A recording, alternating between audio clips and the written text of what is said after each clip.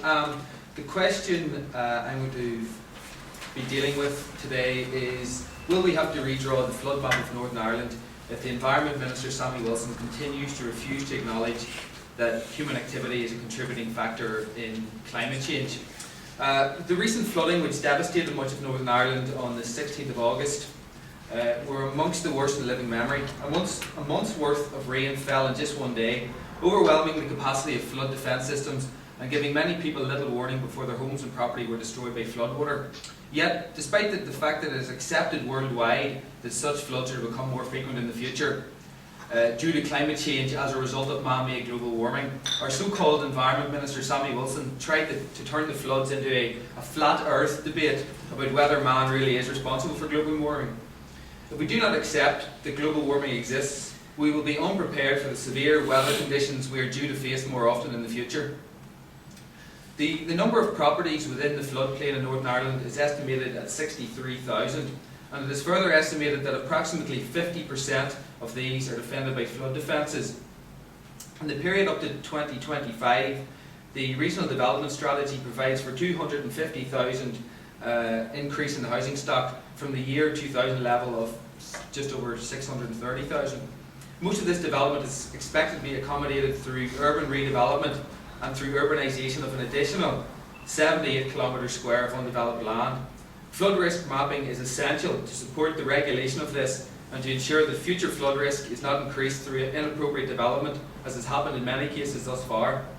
Thankfully, however, while the Minister may not pay much attention to climate change, his staff do at least take cognizance, that is, awareness of it, and are currently drawing flood risk assessment maps for Northern Ireland with this in mind. Planning Services policy to minimise flood risk to people, property and the environment, called PPS 15, Planning and Flood Risk, takes account of climate change. Furthermore, the Floods Directive, the EU Floods Directive, creates obligations for Member States to manage risks to people, property and the environment. Therefore, the Department of the Environment seems to be taking climate change more seriously than its own Minister. The Rivers Agency is currently drawing up flood maps to help recognise areas which are liable to flooding, show natural flood plains and avoid development in flood-prone zones.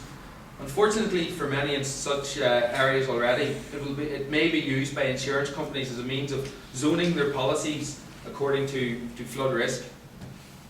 Worryingly, the Department's strategy claims that flood defence structures that were designed to provide a standard of protection of 1 in 100 years, that is a 1 in 100 chance of magnitude of this flood happening at any given time, which is what was recorded in Newcastle recently, could have that standard reduced to 1 in 20 over the next 50 years.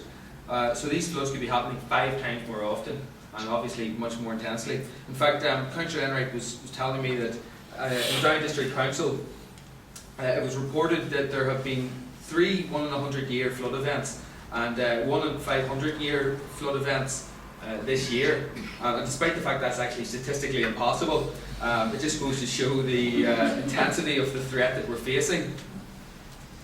As such, this could manifest in more frequent flooding with a significant increase in annual average damages.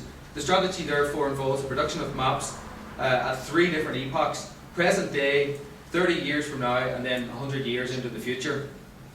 This helps to promote a sustainable approach to flood management. So it would appear that Minister Wilson's department does recognise the threat posed by climate change and is drawing the flood maps to reflect this. However, these maps will only help to a certain degree. What is needed is a flood response plan for Northern Ireland, and it would seem that the Minister is unable to provide this given the terrible response to last month's flood. Furthermore, if he does not recognise the impact of man-made global warming, will he put in place an appropriate plan to deal with increased severity of flooding in the future? For example, in Wales they're developing both prevention and cure measures to tackle flooding. Their catchment flood management plan is designed to tackle the effects of flooding along river boundaries. The purpose of the plan is to look at ways of slowing down water, possibly by planting trees, changing land use and flood storage. Their agency director said, traditionally the approach to managing flood risk has been dominated by the construction of flood defences, but in the future it will not be possible to defend everyone, everywhere, all of the time. Building higher and higher defences won't solve the problem in 100 years. We have to put plans in motion now to collectively find the best solutions for dealing with increased volumes of water that will inevitably cause us problems in the future. Basically, we can draw flood maps and try to predict where flooding will occur in order to avoid building in those areas, but we need to be putting in place measures which will reduce the risk of flooding in all areas and have a flood response plan to deal with extreme floods. For example, the intense flooding in my hometown of Newcastle was a combination of heavy rainfall, high tide, full moon and poor coordination of services. In future, the Department of the Environment must be able to respond to floods quickly and efficiently, as there is no doubt they will return again and again. We need a minister who will take this risk seriously. So it isn't the flood maps that need to change, it's the minister.